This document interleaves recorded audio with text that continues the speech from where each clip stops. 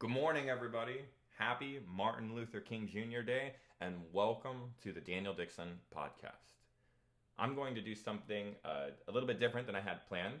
I am going to read the entire Martin Luther King Jr. speech, his famous I Have a Dream speech that he gave in the Capitol all those years ago. I think it was in 1963. Now, if you haven't listened to this in its entirety, it's not that long. It's probably like 12, 13 minutes or so. And it's funny because if you pretend that what I'm going to read, was said yesterday, it's amazing how many of the things are still applicable. All of the things that he was hoping for are still things that people of color hope for today. And so I would just say, let these words ring true in your ears and in your heart. And if you haven't heard this before, then I would just say you're in for a really big treat. So, here's Martin Luther King Jr.'s I Have a Dream speech that he gave in Washington in 1963, August 28th. And he gave this actually on the steps of the Lincoln Memorial. 50 years ago, a great American in whose symbolic shadow he stands today, signed the Emancipation Proclamation. This momentous decree came as a great beacon of light of hope to millions of Negro slaves who had been seared in the flames of withering injustice. It came as a joyous daybreak to end the long night of their captivity. But 100 years later, the Negro is still not free. 100 years later, the life of the Negro is still sadly crippled by the manacles of segregation and the chains of discrimination. 100 years later, the Negro lives on a lonely island of poverty in the vast midst of an ocean of material prosperity. 100 years later, the Negro is still languished in the corners of American society and finds himself in exile in his own land. And so we've come here today to dramatize a shameful condition. In a sense, we've come to our nation's capital to cash a check. When the architects of our country, republic wrote the magnificent words of the Constitution and the Declaration of Independence, they were signing a promissory note to which every American was to fall heir. This note was a promise that all men, yes, black men as well as white men, would be guaranteed the inalienable rights of life, liberty, and the pursuit of happiness. It's obvious today that America has defaulted on this promissory note insofar as her citizens of color are concerned. Instead of honoring this sacred obligation, America has given the Negro people a bad check, a check which has come back marked insufficient funds. But we refuse to believe that the Bank of Justice is bankrupt. We refuse to believe that there are insufficient funds in the great vaults of opportunity of this nation. And so we've come to cash this check, a check that will give us upon demand the riches of freedom and the security of justice. We have come to this hallowed spot to remind America of the fierce urgency of now. There is no time to engage in the luxury of cooling off or take the tranquilizing drugs of gradualism. Now is the time to make real promises of democracy. Now is the time to rise from the dark and desolate valley of segregation to the sunlit path of racial justice. Now is the time to lift our nation from the quicksands of racial injustice to the solid rock of brotherhood. Now is the time to make justice a reality for all God's children. It would be fatal for the nation to overlook the urgency of the moment. This sweltering summer of the Negro's legitimate discontent will not pass until there is an invigorating autumn of freedom and equality. 1963 is not an end, but a beginning. Those who hope that the Negro needed to blow off steam and will now be content will have a rude awakening if the nation returns to business as usual. There will neither be rest nor tranquility in America until the Negro is granted his citizenship rights. The whirlwind of revolt will continue to shake the foundations of our nation until the bright day of justice emerges. But there's something that I must say to my people who stand on the warm threshold which leads into the palace of justice. In the process of gaining our rightful place, We must not be guilty of wrongful deeds. Let us not seek to satisfy our thirst for freedom by drinking from the cup of bitterness and hatred. We must forever conduct our struggle on the high plane of dignity and discipline. We must not allow our creative protest to degenerate into physical violence. Again and again, we must rise to the majestic heights of meeting physical force with soul force. The marvelous new militancy which has engulfed the Negro community must not lead us to a distrust of all white people. For many of our white brothers, as evident by their presence here today, have come to realize that their destiny is tied with our destiny. And they have come to realize that their freedom is intrinsically bound to our freedom. We cannot walk alone, and as we walk, we must make the pledge that we will always march ahead. We cannot turn back. There are those who are asking the devotees of civil rights, when will you be satisfied? We can never be satisfied as long as the Negro is the victim of unspeakable horrors of police brutality. We can never be satisfied as long as our bodies, heavy with the fatigue of travel, cannot gain lodging in the motels of highways and the hotels of cities. We cannot be satisfied as long as the Negro's basic mobility is from a smaller ghetto to a larger ghetto. We can never be satisfied as long as our children are stripped of their selfhood and robbed of their dignity by signs stating, "For whites only." We cannot be satisfied as long as a Negro in Mississippi cannot vote and a Negro in New York believes he has nothing for which to vote. No, we are not satisfied, and we will not be satisfied until justice rolls down like waters and righteousness like a mighty stream. I am not unmindful that some of you have come out here of great trials and tribulations. Some of you have come fresh from narrow jail cells. Some of you have come from areas where your quest for freedom left you battered by storms of persecution and staggered by the winds of police brutality. You have been the veterans of creative suffering. Continue to work with the faith that unearned suffering is redemptive. Go back to Mississippi. Go to Alabama. Go back to South Carolina.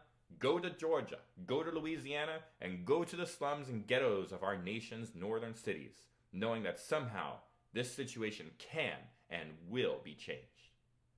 Let us not wallow in the valley of despair, I say to you today, my friends. So even as we face the difficulties of today and tomorrow, I still have a dream.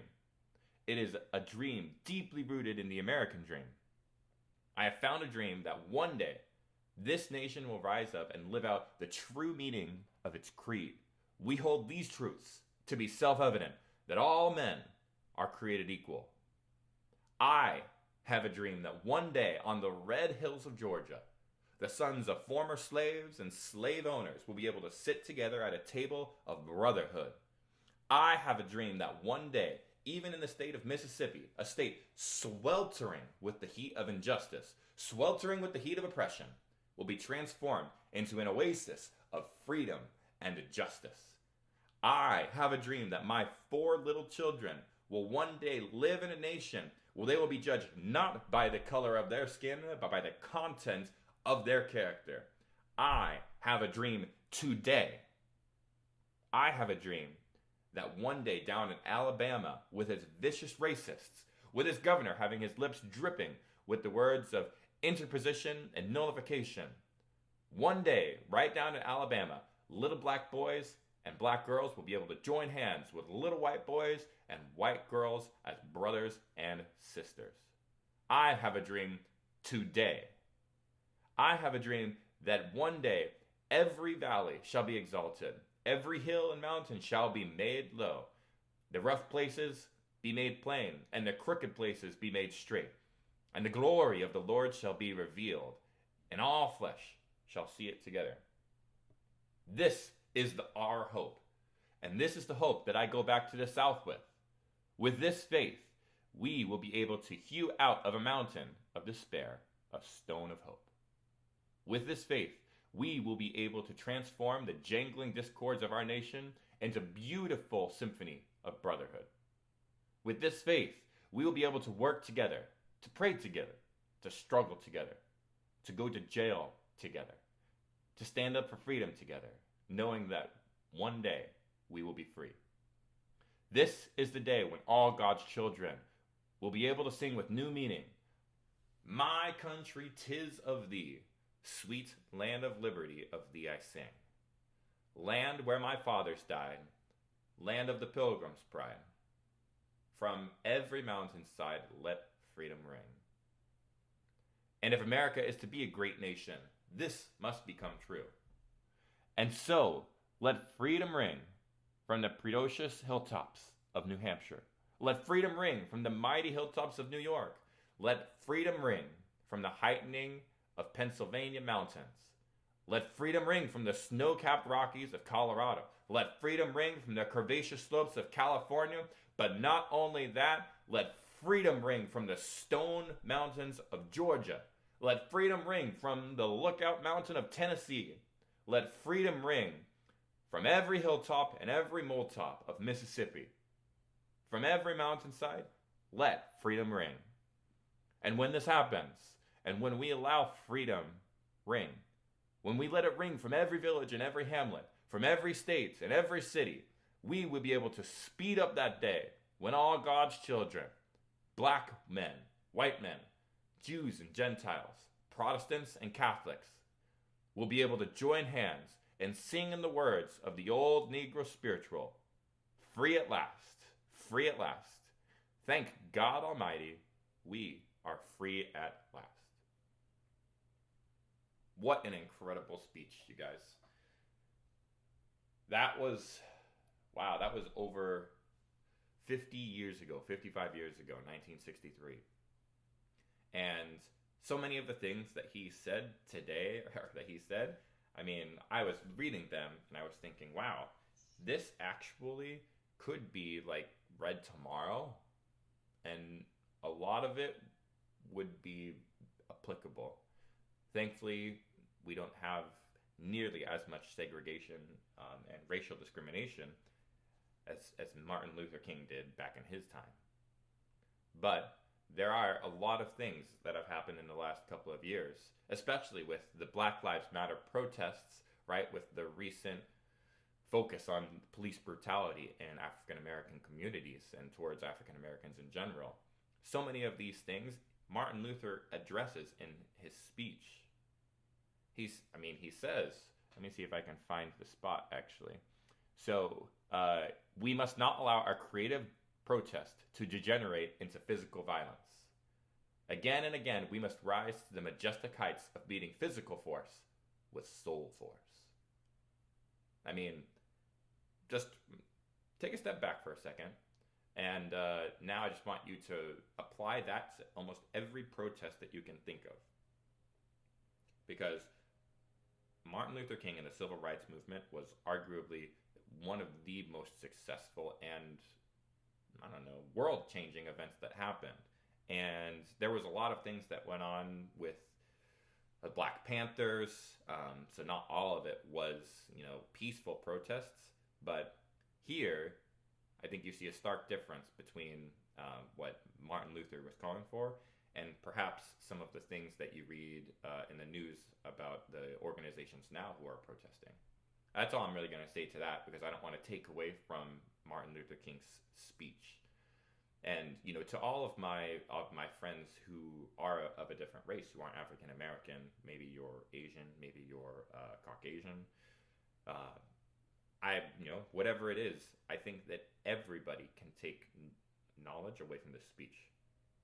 I hope that as you listened to this, that you were able to put yourself into that crowd, into that time, and to see what exactly the struggle was and what people were fighting for.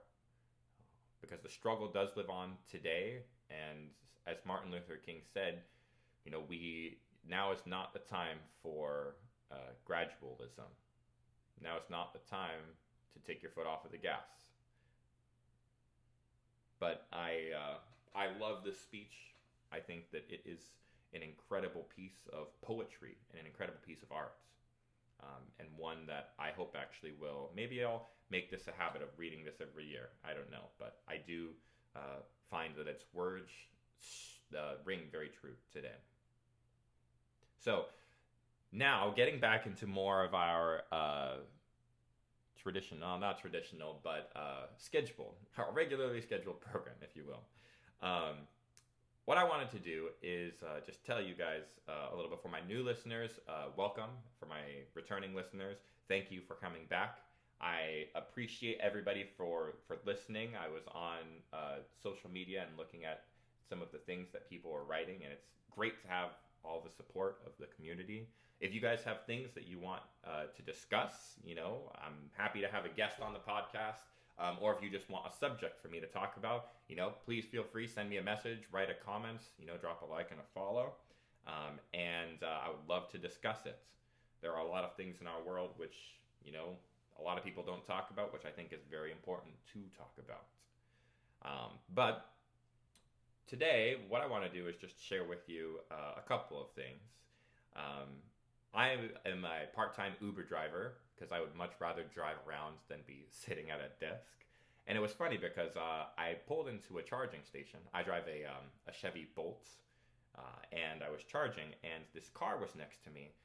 And I was thinking to myself, that looks like a new car. And I was looking, and it was Lucid. And for those of you who don't know, there is a Lucid Motor Company is a American electric vehicle company. And they just started production of their vehicles, their new top of the line. I mean, it was incredible. And this gentleman, it was hilarious because we were both, charging our cars, and then we got to talking outside, and he let me take pictures, let me sit in the car, do all the things, gave me his cell phone number, and it was just one of those experiences where I was like, my goodness.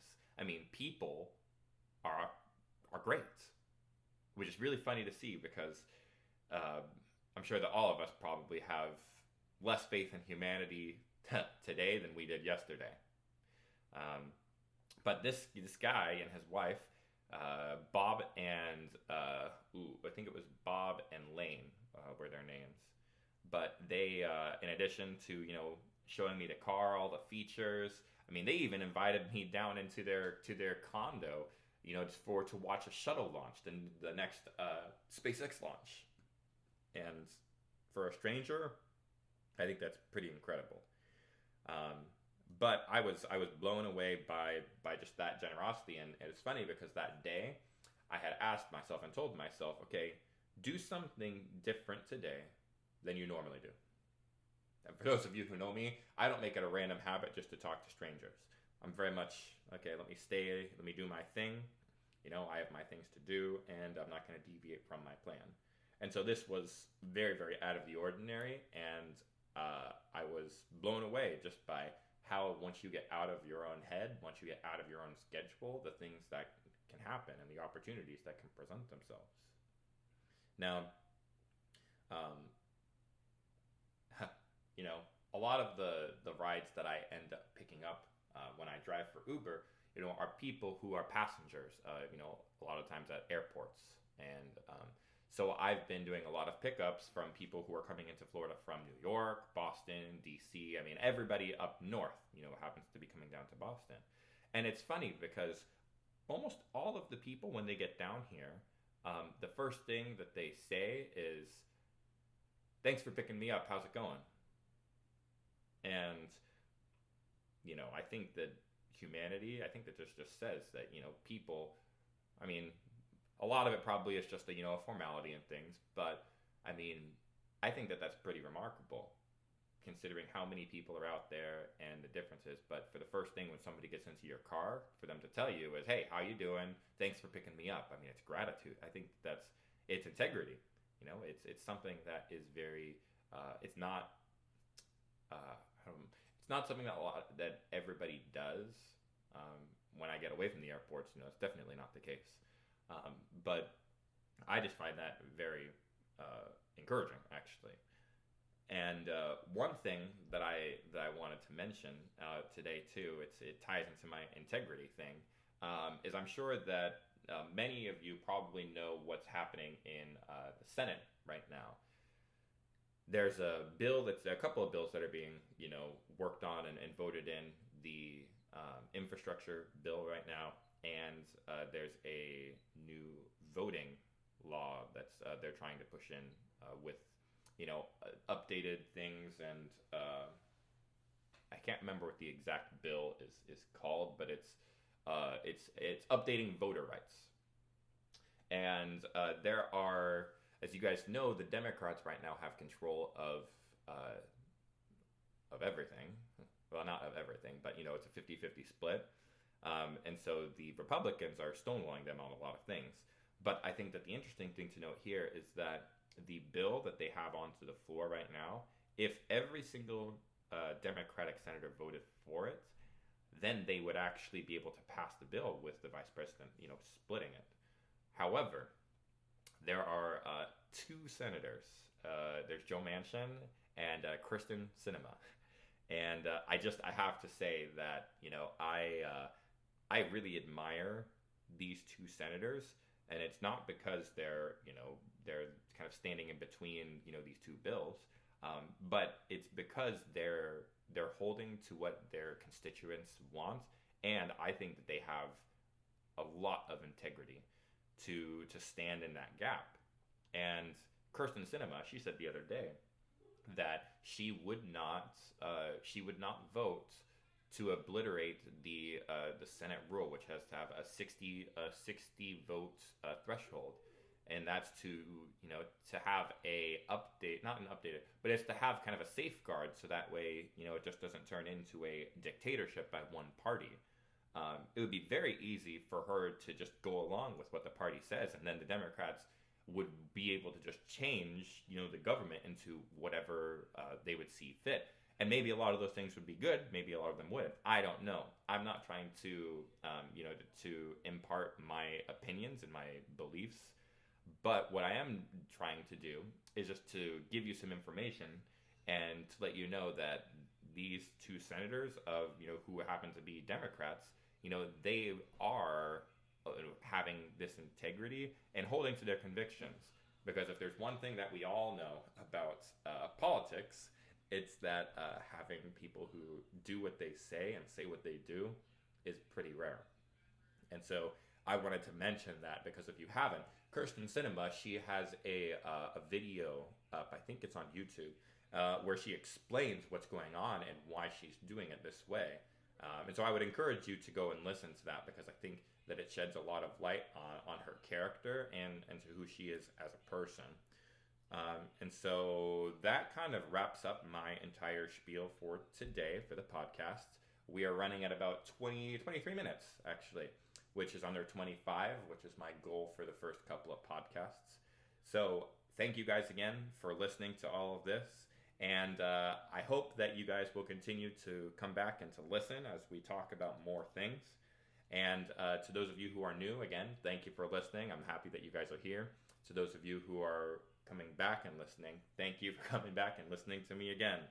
And I hope that in the time in between these videos, that we'll have a lot of interesting things to talk about. And again, if you guys have anything that you want me to talk about or things that you want me to discuss, please drop a like or drop a comment or a message, as I'm happy to discuss that. So I'll remember in the first podcast, there was a movie I said that Jim Carrey played in, and I found out it's The Truman Show. Of course, everybody knows The Truman Show. That's where that famous line, good morning, good afternoon, and in case I don't see you, good night. That's where that line comes from. And I'm not gonna phrase that because that's his thing. But I will say, have a great day. I hope that you are able to do something today that's different. And that you maybe would never have done on a normal day. But I would challenge you to do that, and I hope to see you next time. So until next time, my friends, I will bid you a great day.